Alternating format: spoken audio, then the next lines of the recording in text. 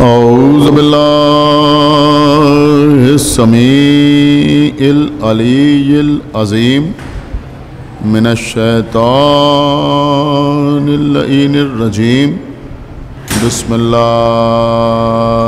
रहमानिर रहीम। अल्हम्दुलिल्लाहिल्लज़ी हदाना लिहाज़ा वमा कुन्ना लिनहतदिया लौला अन हदानल्लाह लक़द जाअत रुसुलु रब्बिना bill हक़ अस्सलातु वस्सलाम अला साहिबिद्दीन वल इस्लाम वल हिल्ल वल हराम वल रुक्न वल मकाम वस्सलात वस्सयाम वस्सुजूद वल क़याम वश्शरीअत वल अहकाम वल हुज्जत वल बुरहान वल मोहब्बत वल इरफ़ान वल हक़्क़ वल बयान वल किताब वल क़ुरआन सय्यदना व नबीना व शफ़ीना व मौलाना व मौलस सकलैन जद्दिल हसन वल हुसैन अबिल क़ासिम मोहम्मद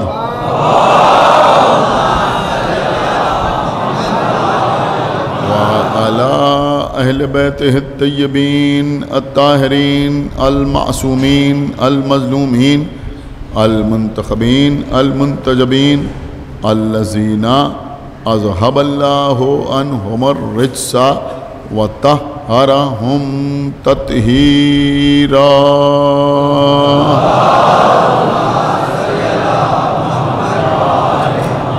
व लअनतुल्लाहि अला अदाइहिम व क़तलतिहिम व गासिबी हुकूक़िहिम व मुनकिरी फ़ज़ाइलिहिम व मसाइबिहिम अजमईन मिनल आन इला यौमिद्दीन।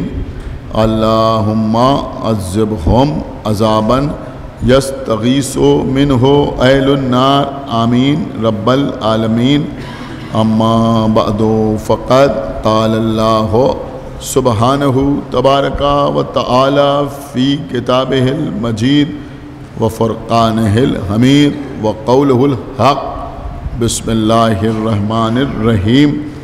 इन्ना नहनु नज़्ज़लना ज़िक्रा व इन्ना लहू लहाफ़िज़ून। सलावत पढ़ें बर मोहम्मद।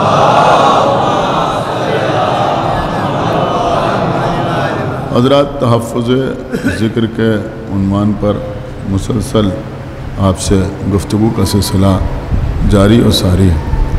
सूरह हिज्र की जिस आयत को सरनामा सुख़न करार दिया जा रहा है, इस आयत में इरशाद अक़दस इलाही हो रहा है कि हम ही हैं इस क़ुरआन के नाजिल करने वाले और हम ही हैं इस क़ुरआन की हिफाजत करने वाले। अक्सर उलमाए इस्लाम रद्द नज़रिया तहरीफ़ क़ुरआन के तौर पर इस आयत को पेश करते हैं कि क़ुरआन में तहरीफ़ यानी रद्द व बदल इसलिए मुमकिन नहीं है कि अल्लाह ने ख़ुद इसकी हिफाजत का ऐलान किया है। जिन लोगों की किताबों में इस किस्म की रिवायात भरी पड़ी हैं कि फ़लाँ सूरा इतनी आयतों का था, अब इतनी आयतों का रह गया, ये आयत यूँ थी अब यूँ है, फ़लाँ साहब इसे ऐसे पढ़ते थे अब ऐसे पढ़ा जाता है। सितम ज़रीफ़ी ये है कि वो अफराद हम पर अक़ीदा तहरीफ़ क़ुरआन का इल्ज़ाम लगाते हैं और ये कहते हैं कि शिया तहरीफ़ क़ुरआन के कायल हैं, तो क्योंकि इनका अक़ीदा इस क़ुरआन पर नहीं है लिहाजा इन्हें मुसलमान नहीं कहा जा सकता। अब अज़ीज़ों, आप हमें इंसाफ से बताएं कि हमारी कौम, हमारी मिल्लत तहरीफ़ क़ुरआन के कायल कैसे हो सकती है? इसलिए कि हमें मालूम है कि ये वो कुरान है जिसके लिए अल्लाह के रसूल ने इरशाद फरमाया कि अलियो मअल क़ुरआन वल क़ुरआनो मा अली। तो जब हम अपनी ज़िंदगी में अपनी हिफाजत के लिए नाम अली पर भरोसा करते हैं तो जो क़ुरान अली के साथ हो वो कैसे बग़ैर महफूज रह सकता है। एक सलावात पढ़ा पर मोहम्मद व आले। देखिए क़बला, दो इल्ज़ामात हमारी दुश्मनी में, हमारे बुग़्ज़ में लोगों ने अल्लाह के रसूल पर लगाए। हो सकता है बिल्कुल नई बात हो, दूर दूर तक लोग मजलिस सुन रहे हैं। ज़ाहिर सी बात है कि इस साल बड़ा इम्तिहानी मरहला है कि 5 आदमियों के साथ मजलिस की इजाज़त है, लेकिन बहरहाल दूर दूर तक लोग मजलिस को ऑनलाइन समाअत फरमा रहे हैं। लिहाजा मैं चाहता हूँ कि पैगाम लोगों तक पहुँच जाए। अपने भी सुन रहे हैं, गैर भी सुन रहे हैं। लिहाजा मैं अर्ज़ कर रहा हूँ कि 2 इल्ज़ामात रसूल पर लगाए जाते हैं। पहला इल्ज़ाम रसूल पर यह लगाया जाता है कि अल्लाह के रसूल अपने बाद के लिए किसी की खिलाफत और इमामत और विलायत का ऐलान करके नहीं गए, बल्कि मसले को उम्मत के हवाले करके गए कि तुम जिसको चाहो उसको मुंतखब कर लेना। ये भी मैं समझता हूँ पैगम्बर इस्लाम पर एक ज़बरदस्त इल्ज़ाम है। दूसरा इल्ज़ाम पैगम्बर पर यह लगाया जाता है कि पैगम्बर इस्लाम क़ुरआन को जमा शुदा हालत में छोड़ के नहीं गए, बल्कि बिखरा हुआ छोड़ के चले गए। कुछ लोगों के पास 1 सूरा था, कुछ लोगों के पास 2 सूरे थे, किसी के पास कागज़ पर कुरान लिखा हुआ था, किसी के पास बकरी की खाल के ऊपर कुरान लिखा हुआ था, कुछ लोगों के पास पत्तों पर लिखा हुआ कुरान मौजूद था। लिहाजा तीसरे दौर खिलाफत में लोगों से कुरान लेकर उसको जमा किया गया, और ये जमा शुदा हालत में जो कुरान है ये तीसरे दौर की देन है, वरना हमारे पास कुरान ना होता। और एक मखसूस शख्सियत के सर पर जमे कुरान का सेहरा बांधने की कोशिश की जाती है, और ये कहा जाता है कि पैगंबर कुरान को जमा शुदा हालत में छोड़ के नहीं गए। बहुत समझदार मजमा मेरे सामने बैठा हुआ है, पढ़े लिखे हजरात मजलिस सुन रहे हैं। अल्हम्दुलिल्लाह हम फ़ख्र के साथ ये बात कह सकते हैं कि हमारी कौम पढ़ी लिखी कौम है। अल्हम्दुलिल्लाह हमारी कौम पढ़ी लिखी कौम है। देखिए अजीज़ों, क्योंकि ये मजलिस लखनऊ में हो रही है और हमारा फ़रीज़ा है कि हम अपनी बात की वजाहत भी कर दें। अल्हम्दुलिल्लाह हम इस शहर के रहने वाले हैं, हम लखनवी हैं, हम लखनऊ के आज़ादार हैं। लिहाजा दूसरों में यानी दूसरे शहरों में या दूसरे सूबों में जो कुछ लोगों में गलत फहमी पैदा हो गई है, लिहाजा हम इस बात की वजाहत कर दें कि शहर में पढ़े लिखे लोग रहते हैं, और जो पढ़े लिखे लोग होते हैं वो ज़ाती तौर पर अपना एक सियासी शऊर रखते हैं। मैं बड़ी गहरी बात आपकी खिदमत में अर्ज़ कर रहा हूँ, लखनऊ के शिया कभी किसी ख़ास पार्टी का वोट बैंक नहीं रहे। एक सलावात पढ़े पर मोहम्मद व आले मोहम्मद। एक सलावात और पढ़े पर मोहम्मद व आले मोहम्मद। बात दूर दूर तक चली जाए, लोग अपने ज़ाती तौर पर किसी भी पार्टी से वाबस्ता हों, अपने ज़ाती तौर पर कोई किसी को भी वोट करता हो, लेकिन मजमूई तौर पर यह मिल्लत कभी किसी ख़ास पार्टी का वोट बैंक नहीं रही। इसलिए कि जो पढ़े लिखी कौम होती है वो किसी का वोट बैंक नहीं बन पाती। एक सलावात पढ़े पर मोहम्मद व आले मोहम्मद।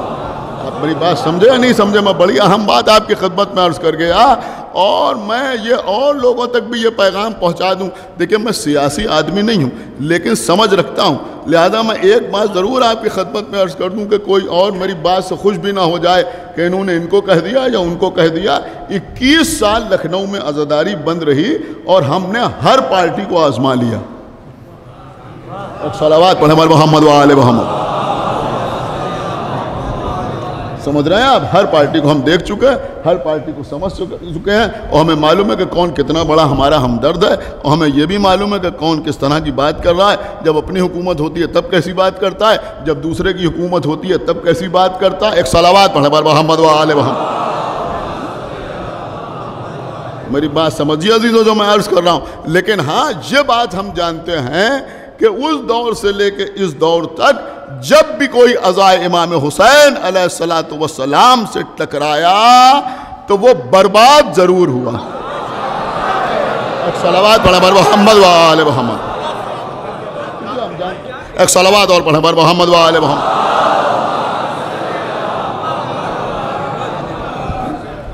मुझे जो कहना था वो मैंने कह दिया, बस मैं बात को आगे बढ़ा रहा हूँ। तो मैं अर्ज़ कर रहा हूँ कि पढ़ी लिखी कौम मेरे सामने है, पूरी तवज्जो आप हज़रात की चाहता हूँ, और मैं हाथ जोड़ के अर्ज़ कर रहा हूँ, जिसको जो सियासत करना हो वो सियासत करे, लेकिन कोई दीन को बीच में लाकर सियासत न करे, इस बात का ख्याल करें। बहरहाल दीन को दीन रखिए, दुनिया को दुनिया रखिए, पूरी तवज्जो आप हज़रात की चाहता हूँ। तो मैं अर्ज़ कर रहा था, अजीज़ों पढ़ी लिखी कौम है, आप ना महसूस करेंगे तो कौन महसूस करेगा कि पैगम्बर इस्लाम पर यह इल्ज़ाम के पैगम्बर कुरान को जमाशुदा हालत में छोड़ के नहीं गए। यानी जब पैगम्बर दुनिया से गए तो कुरान इस हालत में नहीं था जैसे हमारे पास मौजूद है।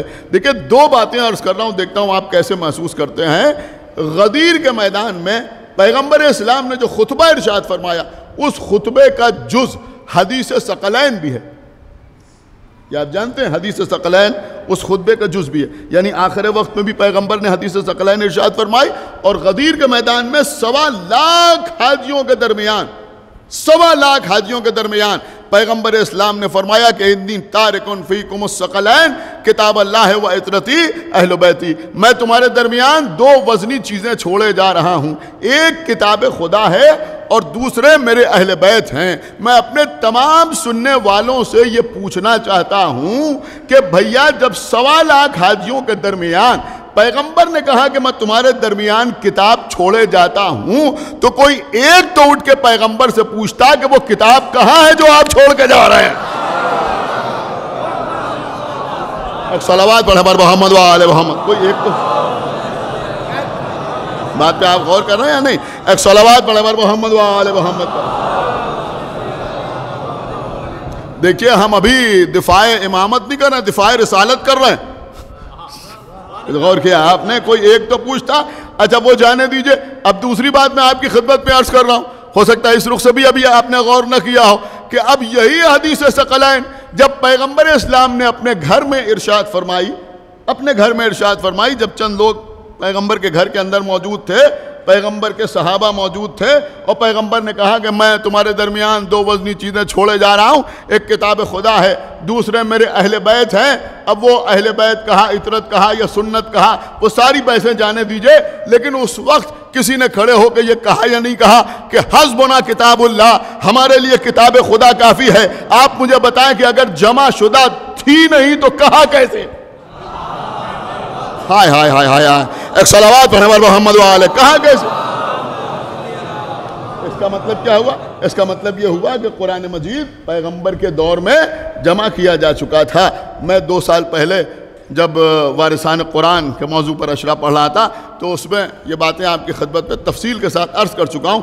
इस वक्त 1-2 बातें मैंने इसलिए दोहरा दी कि जो आज मैं अर्ज़ करना चाह रहा हूँ वो बात आप तक पहुँच जाए और आप उसे समझ सकें। अब सुनिए अजीज़ों, कुरान मजीद की हिफाजत की जिम्मेदारी किसकी? अल्लाह की। और अल्लाह ने यह जिम्मेदारी आले मोहम्मद के वसीले से अंजाम दी।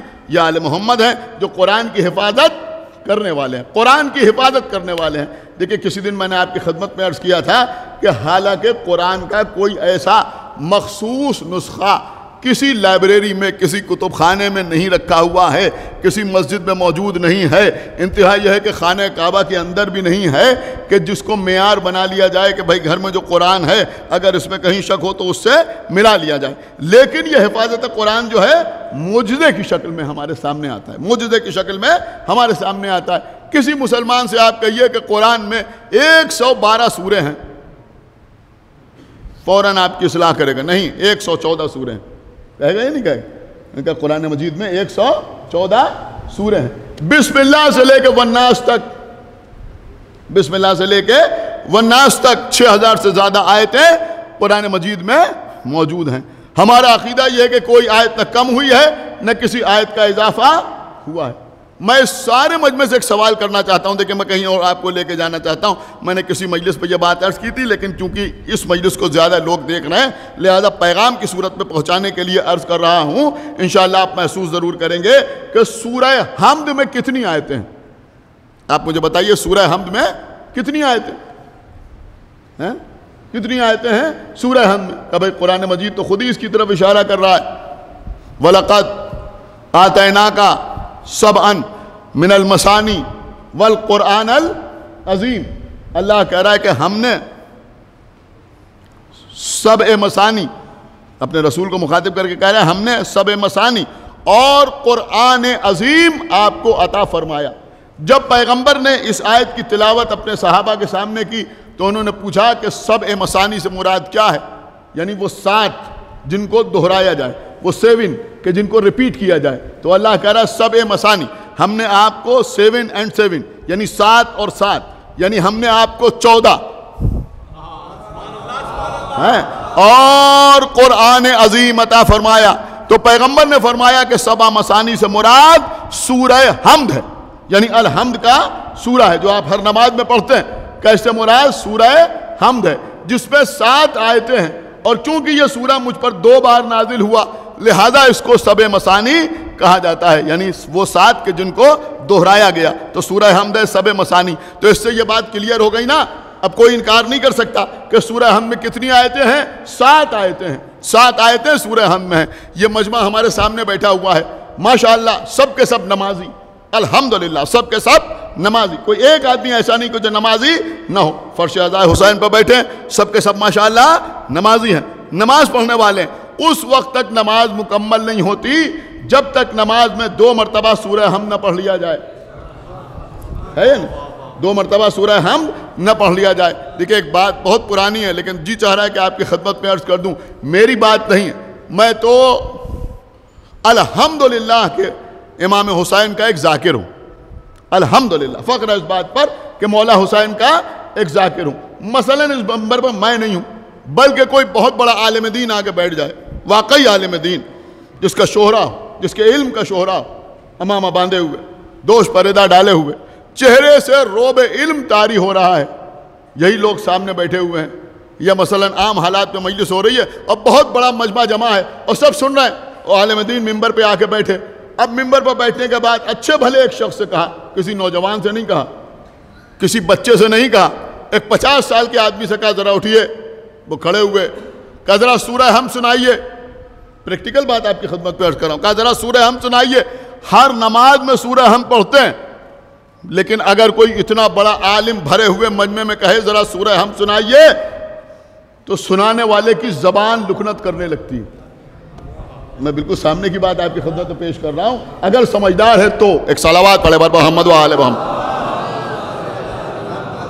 समझ रहा है या नहीं समझ रहा? जबान लुकनत करने लगती है। क्यों लुकनत करने लगती है? कहा इतना बड़ा आलिम सामने है, वो कह रहे हैं ना, हालांकि हम पढ़ते रोज हैं लेकिन वो कह रहे हैं, हमें याद भी है, कोई कमी भी नहीं है, लेकिन जबान लुकनत करने लगती है। कभी कभी बीच में एक आध आयत छूट जाती है, क्यों जबान लुकनत करने लगी? कहा आपने देखा नहीं, इतना बड़ा आलिम सामने है लिहाजा रोबे इल्म तारी हो रहा है। एक बात समझ में आई कि जब मेयारे इल्म में फर्क होता है, जब मेयारे इल्म में फर्क होता है तो किसी को कुछ सुनाने में जबान लुकनत करती है। जब मेयार इल्म में, इल्म के मेयार में फर्क होता है तो किसी को कुछ सुनाने में जबान लुकनत करती है। लेकिन जहां दोनों को इल्म अल्लाह अता करता है वहां 3 दिन का अली 30 साल के मोहम्मद से पूछता है ज़बूर सुनाओ, तौरात सुनाओ, इंजील सुनाओ या कुरान सुनाओ। सलावत मोहम्मद व आले मोहम्मद।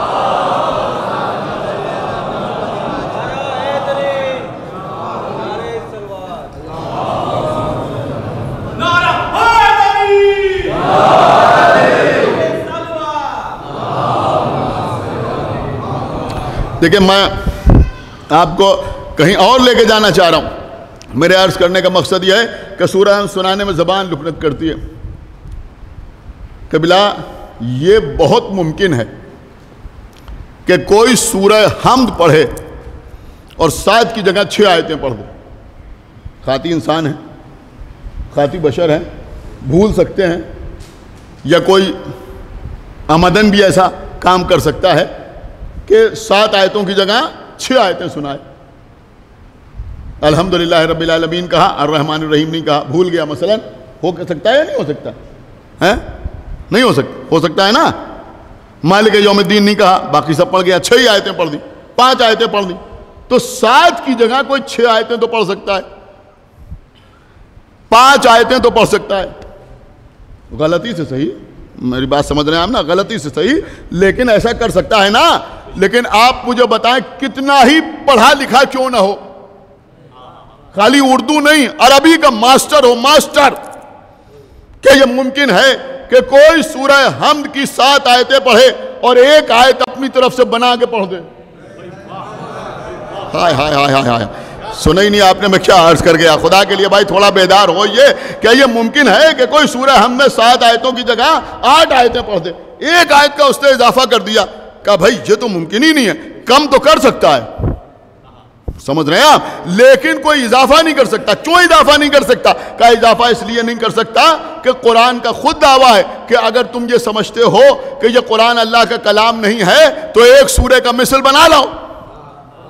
फातुबे सूरत में मिसल, किसी एक सूरे की मिसल बना लो। तो कोई एक सूरे की मिसल बना के नहीं ला सकता, एक आयत अपनी तरफ से शामिल कुरान में नहीं कर सकता। क्यों नहीं कर सकता? का इसलिए कि ये अल्लाह का कलाम है और अल्लाह के कलाम में कोई अपनी तरफ से इजाफा कर नहीं सकता। इंसान के बस से बाहर है, इंसान के इम्कान के बाहर है। इसका मतलब यह हुआ कि कम तो कर सकता है, गुनाहगार होगा लेकिन कम तो कर सकता है, लेकिन बढ़ा नहीं सकता, इजाफा नहीं कर सकता।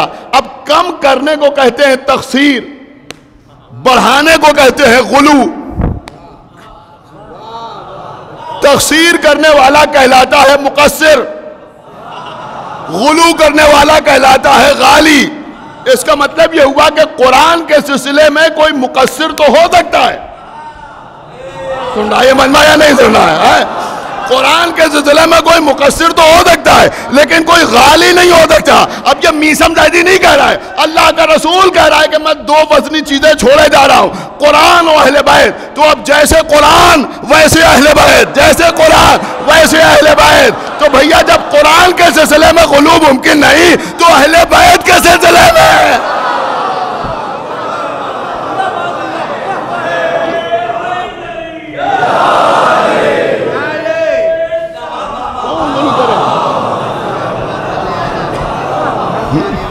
ये जो आपसी मामलात की वजह से कुछ लोग बड़े समझदार बन के एक दूसरे पर गुलू गुलू और गाली का इल्जाम लगाने लगे हैं। अरे दूसरे आपकी बातों से फायदा उठाते हैं।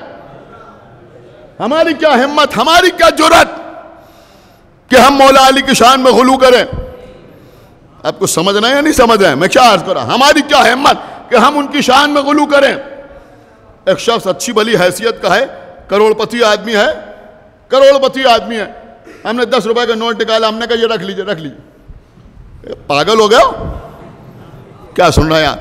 खुदा के लिए बेदार होइए, दिमाग खराब हो गया है। तुम हमारी, आप नहीं सुन रहे, मैं क्या अर्ज कर रहा हूं, सिर्फ मौला की अता है ये मिसाल जो अर्ज कर रहा हूं। वो कहेगा दिमाग खराब हो गया है, पागल हो गया हो, मेरी हैसियत देख रहा हूं, ये मुझे 10 रुपए दे रहा हूं, काहे के लिए दे रहा हूं भाई? किसी साहिल को दे देना, किसी फकीर को दे देना, किसी मांगने वाले को दे देना, किसी मुफलिसो नादार को दे देना।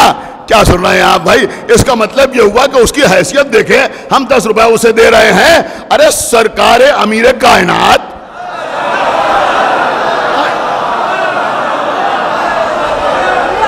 सुना आपने या नहीं सुना? सरकार अमीर कायनात, सरकार अमीर कायनात, जिनके लिए अल्लाह कह रहा है वह कुल्ल शैइन ऐसा फी इमाम मुबीन, हमारा जैसा, हमारा जैसा। सलावत बड़े बड़े मोहम्मद वाले मोहम्मद, उसकी शान तो पागल हो गया। हम क्या करें?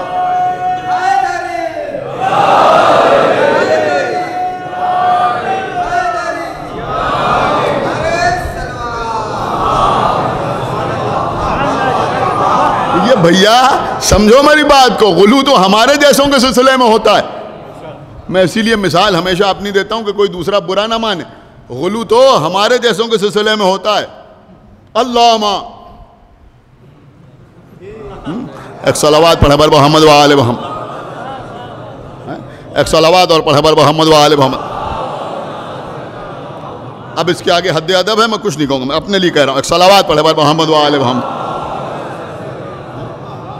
तो भैया जहाँ कमी है वहाँ कोई गुलू करेगा ना? जहाँ सब कुछ अल्लाह ही अदा कर चुका है वहाँ कोई गुलू करेगी भी तो क्या करेगा? लेकिन एक मसला है, अब सुनिए मसला क्या है। मसला यह है कि तफसीर तो मुमकिन है ना? कहाँ तफसीर मुमकिन है? कुरान मजीद में सूरह हमद में 7 आयतें हैं। एक साहब खड़े होगा नहीं कुरान मजीद में 6 आयतें हैं। इस तरह के तमाम वाक़यात हैं। लोगों ने कुरान मजीद में तज़ाद साबित करने की कोशिश की तो इमाम हसन अस्करी अलैहिस्सलाम सामने आ गए। है या नहीं? इसहाक़ किंदी ने किताब लिख दी, किताब, और उस किताब में उसने कुरान में तज़ाद साबित कर दिया। अब बड़े बड़े कुरान पढ़ने वाले जवाब दे नहीं पा रहे, तो कहना है तो पढ़ा लिखा आदमी, एक सलावात पढ़े पर मोहम्मद वाले, ये भी बड़ा गज़ब होता है, एक सलावात पढ़े पर मोहम्मद वाले मोहम्मद, उसका जवाब दे नहीं पा रहे, और कहना है तो पढ़ा लिखा आदमी, काबिल आदमी है, क्या करें। इमाम हसन अस्करी ने एक सवाल बताया अपने किसी गुलाम को, और जब वो तकरीर करे तो बीच में खड़े होकर पूछ लेना। छोटा सा सवाल बताया, क्या उससे पूछना कि ये आयत के जो माना तुम बयान कर रहे हो, ये अपनी तरफ से बयान कर रहे हो, ये तावील अपनी तरफ से कर रहे हो, या ये तावील अल्लाह ने तुम्हें बताई है।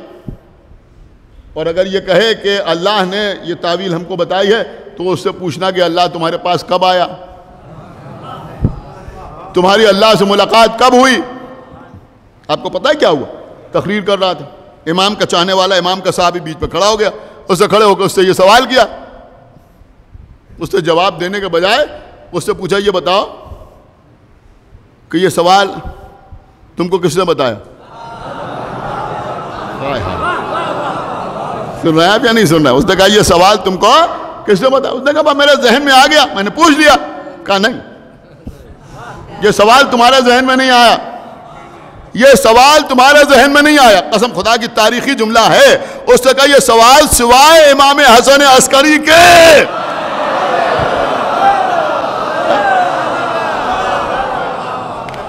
सिवाय इमाम हसन अस्करी के कोई और ये सवाल कर ही नहीं सकता। उन्हीं का सवाल है जो तुम मेरे सामने ले आए। इसने कहा हाँ उन्होंने कहा है, बस जैसे ही इसने कहा हाँ उन्होंने कहा है, इसमें इतनी हिम्मत और जरूरत नहीं थी कि मैं उनसे बात करना चाहता हूं, मैं उनसे इस सिलसिले में बहस करना चाहता हूं। इसने अपनी किताब को फाड़ा और आतिशदान रखा हुआ था, उस आतिशदान में उस किताब को डाल दिया। अब आप समझे क्यों? कहा इसलिए कि पहले दूसरों के सामने पढ़ रहा था, कुरान की मुखालिफत कर रहा था, अब इसकी समझ में आया कि अब वारिस कुरान सामने आ गया, अब वारिस कुरान सामने आ गया, लिहाजा इसको भी अपनी औकात का इल्म था ना, लिहाजा फौरन अपनी किताब को खत्म कर दिया। तो एक बात समझ में आई कि अगर कुरान पर कोई हर्फ आएगा तो वारिस उसको बचाने के लिए आएगा। गौर कर रहे हैं, वारिस उसको बचाने के लिए आएगा। मैं आपको कहां ले आया, लोग कहते हैं तहरीफ, अरे भैया तहरीफ मुमकिन नहीं, गुलू तो हो नहीं सकता, इसलिए कि कोई कुरान में इजाफा कर ही नहीं सकता। अब जहां तक कमी का सवाल है तो कोई कमी कर तो सकता है, लेकिन एक ही बार तो कहेगा, लिखेगा तो, लेकिन वारिसान कुरान की मौजूदगी में, गौर नहीं कर रहे हैं, वारिसान कुरान की मौजूदगी में कुरान में कमी भी कोई करवर नहीं सकता। सुन रहे हैं आप, कोई कमी नहीं कर सकता। क्यों?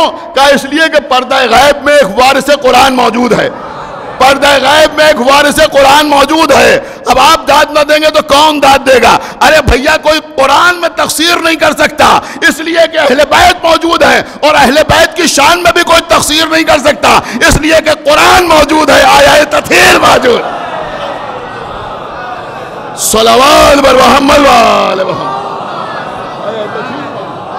अहले बैत मौजूद। समझ रहे हैं आप? ये दोनों एक दूसरे से हरगिज़ जुदा ना हो। खुदा ने एक कुरान के वारिस को इसीलिए पर्दा गैब में रखा है, वो इसीलिए पर्दा गैब में कि जब तक वह मौजूद है कुरान खतरे में नहीं आ सकता। में दूसरे हैं जिनको ज़रा सी बात में नज़र आता इस्लाम खतरे में आ गया, इस्लाम खतरे में आ गया, इस्लाम खतरे में आ गया। अरे भैया इस्लाम को तो करबला के मैदान में हुसैन ने बचा लिया। एक जुमला कह रहा हूं, करबला में हुसैन ने इस्लाम को बचा लिया, और क़यामत तक आज़ादारी की शक्ल में इस्लाम की हिफाजत का इंतजाम बीबी ज़ैनब ने कर दिया। अब जब तक ये अज़ा होती रहेगी अल्लाह का दीन महफूज रहेगा। इसीलिए जो दुश्मनान दीन है उनका सबसे पहला हमला अज़ाए इमाम हुसैन अलैहिस्सलातु वस्सलाम पे होता है। क़िबला सुनिए, अल्लाह जाने लोग कहाँ हैं। जब हमारे इमाम तशरीफ़ लाएंगे इंशाअल्लाह, आइंदा साल अगर ज़िंदगी ने साथ दिया ताकत क़ुव्वत भी रही। तो इसी मौजू पर आपसे अभी से 1 साल पहले से ऐलान कर रहा हूँ, इंशाअल्लाह इसी मौजू पर आपसे गुफ्तगू होगी। लेकिन इस साल भी मैंने सोचा कि एक बात आपकी खिदमत में अर्ज़ ज़रूर कर दी जाए कि जब इमाम तशरीफ़ लाएंगे तो ऐसे ही तशरीफ़ नहीं लाएंगे। जिब्राईल अपने परों का साया किए हुए होंगे, कभी अब्र साया किए हुए होगा, तलवार लेके आएंगे, आका अब्बास का आलम लेके आएंगे। और अज़ीज़ों अल्हम्दुलिल्लाह कि जो कुरान का मुहाफिज है वही हमारी अदा का मुहाफिज भी है। आपको पता है, मैं पूरी जिम्मेदारी के साथ अर्ज़ कर रहा हूँ कि हमारे इमाम हर वक्त उनकी निगाहों के सामने इमाम हुसैन का खून में भरा हुआ पैरहन रहता है, जिससे ताज़ा ताज़ा खून टपकता रहता है। ये तबरुकात अज़ा सिर्फ हमारे लिए नहीं, वहाँ भी। और मीसम ज़ैदी जो पढ़ता है पढ़ के पढ़ता है, मैं ऐसे ही नहीं पढ़ रहा हूँ। जब इमाम तशरीफ़ लाएंगे और खाने काबा से की दीवार से पुष्ट लगा के खड़े होंगे, शेख सदूक, अल्लामा मजलिसी, इन तमाम लोगों ने इसको लिखा है कि जब तशरीफ़ लाएंगे और खाने काबा की दीवार से पुष्ट लगा के खड़े होंगे तो इमाम जो पहला खुतबा देंगे, जो पहली तकरीर करेंगे, उसमें 5 जुमले होंगे। सुनिए, सिर्फ 5 जुमले। उसके बाद इमाम के और खुतबे भी होंगे, लेकिन जो पहला खुतबा होगा उस पर सिर्फ 5 जुमले होंगे इमाम के। और ये तकरीर हर इमाम का मुंतज़िर, वो किसी भी मुल्क में हो, वो सुनेगा। और अजीज़ों, तो इमाम की आवाज़ सुनेगा तो लब्बैक कहता हुआ निकलेगा। इमाम होंगे खाने काबा के पास, लेकिन उस वक्त इमाम तक पहुंचने के लिए किसी वसीले की ज़रूरत नहीं होगी। इधर चाहने वाला घर से बाहर कदम निकालेगा, इमाम सामने होंगे। वो 5 जुमले इमाम के सुनेंगे। पहला जुमला आपके इमाम का ये होगा कि मैं ही इमाम कायम। अपना तारुफ कराएंगे कि मैं इमाम कायम। दूर दूर तक लोग ये मजलिस सुन रहे हैं, पहुंच जाए बात कि आपको कायम क्यों कहा जाता है। पता है आपको? जानते हैं आप? वैसे नाम लेने को मना किया गया इमाम का, लेकिन आपका एक लक़ब जो कायम है, तो क्यों कायम कहा जाता है आखिरी इमाम को? सुनिए, हमारे और आपके 5वें इमाम, इमाम मोहम्मद बाक़िर अलैहिस्सलातु वस्सलाम। लोगों की फरमाइशें हैं कि आप मजलिस कम पढ़ रहे हैं, दुआ कीजिए मेरे हक़ में कि मौला जितनी भी ज़िंदगी दे, इस जिक्र का दामन आज से न छूटने पाए। मैं पूरी कोशिश कर रहा हूँ। 5वें इमाम इरशाद फरमाते हैं कि जब करबला में आका की शहादत हो गई तो अर्श इलाही पर फरिश्ते बेकरार हुए, बेचैन हुए, गिरिया कर रहे थे। और फिर फरिश्तों ने हाथ जोड़कर बारगाह इलाही में गुजारिश की कि परवरदिगार, क्या तू कातिलान हुसैन को ऐसे ही छोड़ देगा? हमें हुक्म दे कि हम जाकर खून हुसैन का इंतकाम लें। अब दुनिया समझे कि मुख्तार की अजमत क्या है। मुख्तार ने वो काम किया जिसकी तमन्ना फरिश्तों ने की।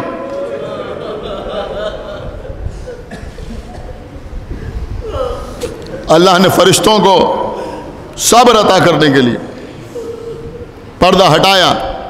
का इधर देखो, इन्होंने देखा इमाम हुसैन की औलाद में आने वाले तमाम आइम्मा की ज़ियारत हुई। इमाम ज़ैनुल आबिदीन से लेकर इमाम आखिर तक फरिश्तों ने तमाम आइम्मा को देखा। तो सारे इमाम, ये 5वें इमाम का इरशाद है, तो सारे आइम्मा सजदा खालिक पर झुके हुए थे, सजदा भी कर रहे थे और रो भी रहे थे। लेकिन उन्होंने देखा कि एक हुसैन का बेटा ऐसा है जो क़याम के आलम में है, सजदे में नहीं बल्कि क़याम के आलम में। तो फरिश्तों ने पूछा कि परवरदिगार, ये सब सजदे में है, ये क़याम के आलम में क्यों हैं? तो ये लक़ब अल्लाह का दिया हुआ, अल्लाह ने कहा यही कायम है। और ये कायम इसलिए है कि ये क़याम करेगा इंतकाम खून हुसैन के। तो जब इमाम तशरीफ लाएंगे तो पहला जुमला ये होगा कि मैं इमाम कायम। दूसरा जुमला ये होगा कि मैं मुंतक़िम खून हुसैन हूं। दो जुमले सुन लिया आपने। तीसरा जुमला होगा कि मैं उसका बेटा हूं जिसे करबला में प्यासा शहीद कर दिया।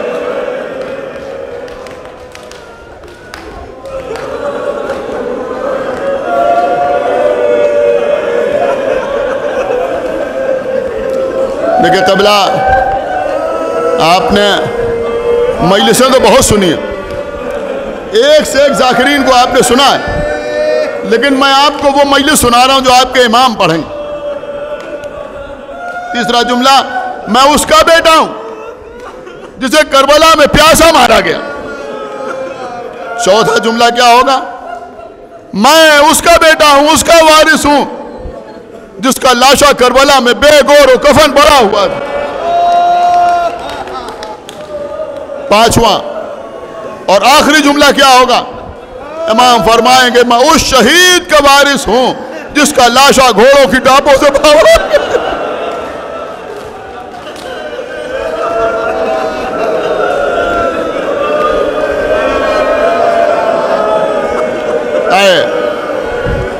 बेअक्ल मुबल्लिगों, मजलिस पर एतराज ना करो। जब इमाम तशरीफ लाएंगे तो सबसे पहले मजलिस पढ़ेंगे। मजलिसें बर्पा करना इसलिए भी जरूरी है कि ये मजलिसें इमाम के इंतजार की तहरीक पैदा करती। जज़ाकुमुल्लाहु खैरल जज़ा। जो जहां सुन रहा है वहीं रो रहा है। कोई तन्हा ऑनलाइन मजलिस सुन रहा है, कहीं 4 आदमी मिलकर सुन रहे हैं, कहीं 5 आदमी मिलकर सुन रहे हैं, घरों में ख़वातीन सुन रही हैं। अब मैं मसाइल पढ़ने जा रहा हूं। जो लोग ऑनलाइन मजलिस सुन रहे हैं, मैं उन सब से गुजारिश करूंगा कि अब कमेंट वमेंट ना करें, सिर्फ आंसू बहाएं, रोएं, गिरिया करें। आपके कमेंट करने से दूसरे भी डिस्टर्ब होते हैं। मजलिस सुनिए, मसाइब सुनिए और रोइए। जहां सुनना है जो वहां रोए, चीखे मार मार के रोए। अज़ा में कोई कमी न कीजिए, मातम करके रोइए।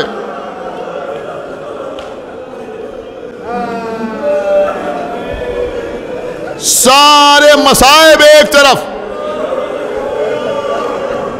और ये 2 मिसरे एक तरफ, नन्ही सी कब्र खोद के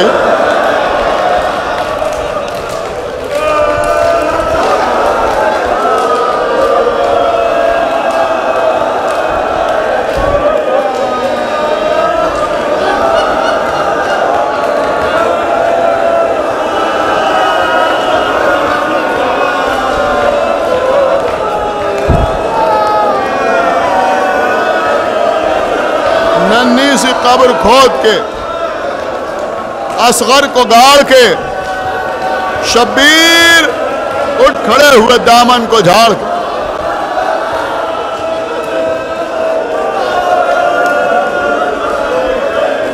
उम्म लैला तुम पर मेरा आखिरी सलाम। अली असगर की माँ उम्मे रबाब मेरा सलाम आखिर। मेरी बहन उम्मे कुलसूम तुम पर हुसैन का आखिरी सलाम। भाभी उम्मे फरवा आप पर हुसैन का आखिरी सलाम। बहन ज़ैनब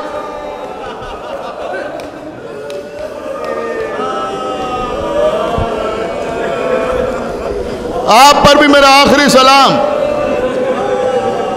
आखिर में पता है क्या पुकारा?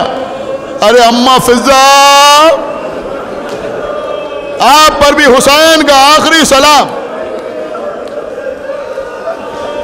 खेमे का पर्दा उठा, भैया खेमे में आ जाइए।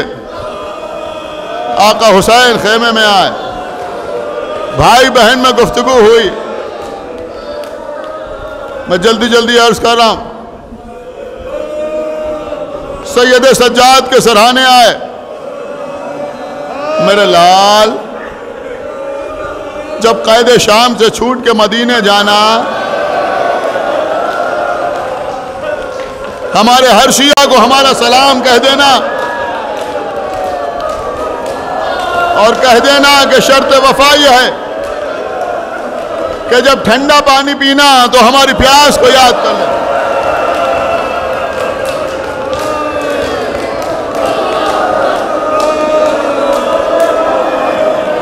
और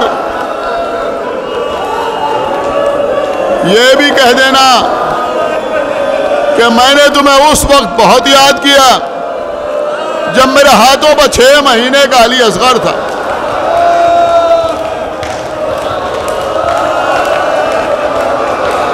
मैं अपने बच्चे के लिए पानी मांग रहा था,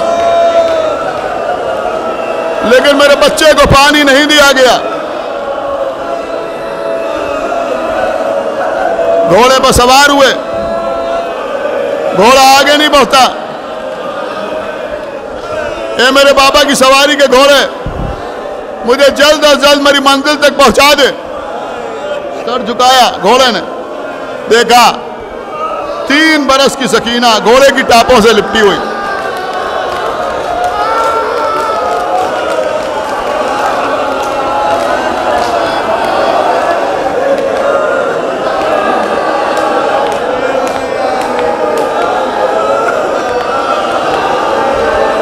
उतरे घोड़े से, बच्ची को गोद में उठाया।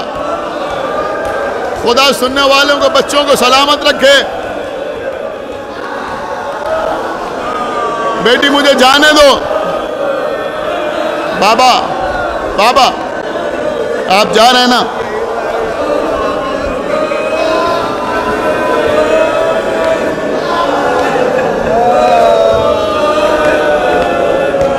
काश हमारे मजलिस सुनने वालों को वैसे ही मौका मिलता मजलिस सुनने का।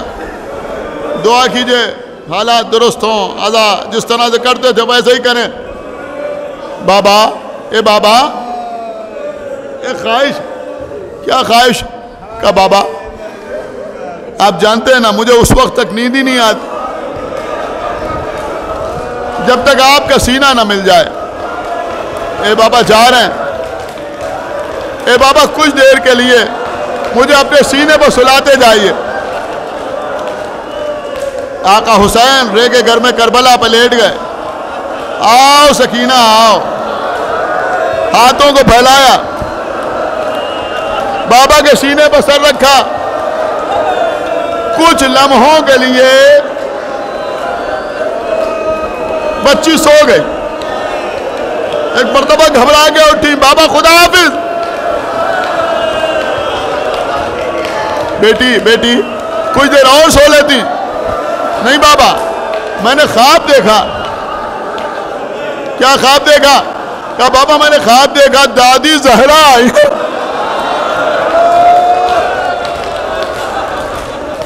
और कह रही है सकीना असर का वक्त करीब आ रहा है, अब मुझे मैदान में आने से ना रोको। चले गए हुसैन, सकीना इंतजार कर रही है। हुसैन चले गए। बीबी खेमे के अंदर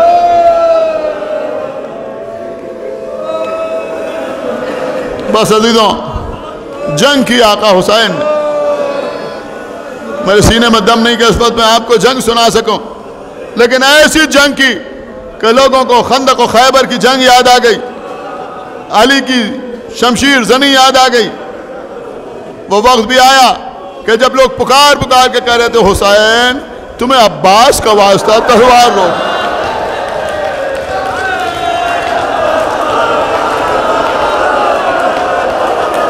तुम्हें अली अकबर का वास्ता तलवार रोक लो।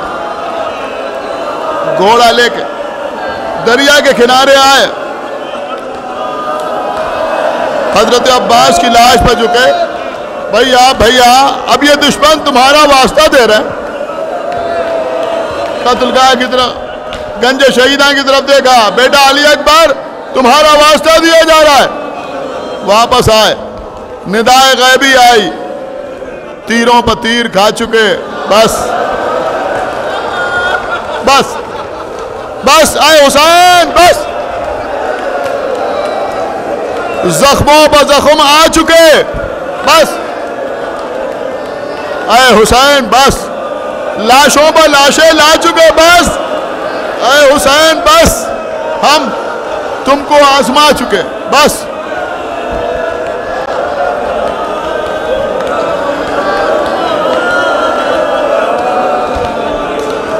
यकीन माने अगर मसाइब पढ़ते पढ़ते या सुनते सुनते हम मर भी जाएं तब भी हक अदा नहीं होता है हुसैन का। हम तुमको आजमा चुके। बस है हुसैन, बस सर को झुका दो खंजर बेदात के लिए। अब इम्तिहान छोड़ दो सजाद के लिए। सर को झुकाया, भागी हुई फौजें पलटी। कोई तीर मार रहा है, कोई तलवार मार रहा है, कोई नैजा मार रहा है।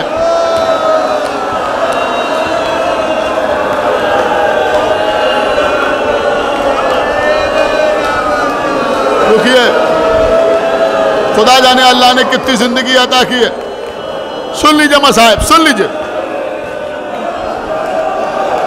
सारी बातें ज़हन से निकालिए, सिर्फ मसाइब सुनिए। एक यजीदी मुख्तार के दरबार में बयान दे रहा है। मुख्तार, जब तुम्हारे आका हुसैन 71 लाशें उठाने के बाद मैदान में आए, हम तो समझे थे कि हुसैन थक गए, अब क्या जंग करेंगे हुसैन। लेकिन हुसैन ने ऐसे तलवार चलाई कि हमें खैबर की लड़ाई याद आ गई, सिफीन का मार्का याद आ गया, जंग जमल याद आ गई। ए मुख्तार, फिर निदाए गैबी आई। हुसैन ने तलवार को नियाम में रख लिया, सर को झुका दिया। ए मुख्तार, उस वक्त उमर साद ने 30,000 के मखसूस लश्कर को 4 हिस्सों में तकसीम किया। क्या जिनके पास तलवारें हैं वो दाहिनी जानिब से हुसैन को तलवार मारे। हो सकता है इसी वाक़े में मजलिस तमाम हो जाए। जिनके पास नेज़े हैं वो बाईं जानिब से नेज़े मारे, जिनके पास तीर हैं वो सामने से तीर चलाएं, जिनके पास गुर्द है वो पुष्ट पर गुर्द से वार करें। मुख्तार, अब दाहिनी जानिब तलवार चलती थी, हुसैन बाईं जानिब झुक गया। बाईं जानिब से नेज़ा पड़ता था, हुसैन दाहिनी जानिब। सामने से तीर आते थे, हुसैन पुष्ट पर गुर्द रखता था, हुसैन घोड़े की गर्दन में बाहें डाल देते। ए मुख्तार,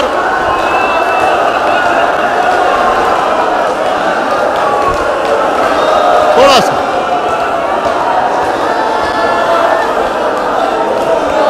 बस 2 मिनट मजलिस तमाम हो रही। 2 मिनट सरकार बाबुल हवाइज की बारगाह है, उन्हीं के नाम पर इंशाअल्लाह मजलिस तमाम होगी। ए मुख्तार, हुसैन आगे बढ़ रहे थे, बदन से खून के फव्वारे छूट रहे थे। अब हुसैन को मजीद कोई अजियत देने की जरूरत न थी, लेकिन ये मलून कहता है कि मुझसे बर्दाश्त ना हुआ, मेरा जज्बा जुल्म न माना। इसने एक पत्थर उठाया, ये दौड़ा आका हुसैन की तरफ, हाथ घुमा के पत्थर चलाया। पत्थर हुसैन के दाहिन पर लगा, दाहिन से खून जारी हुआ। मुख्तार कहते फिर क्या हुआ? ये कहता मैं हुसैन के करीब पहुंच गया, मैंने सुना। मुझे जुमला कह लेने दो। ये कहता मैं करीब पहुंच गया, मैंने सुना हुसैन ने दरिया की तरफ देखा और सीधे लहू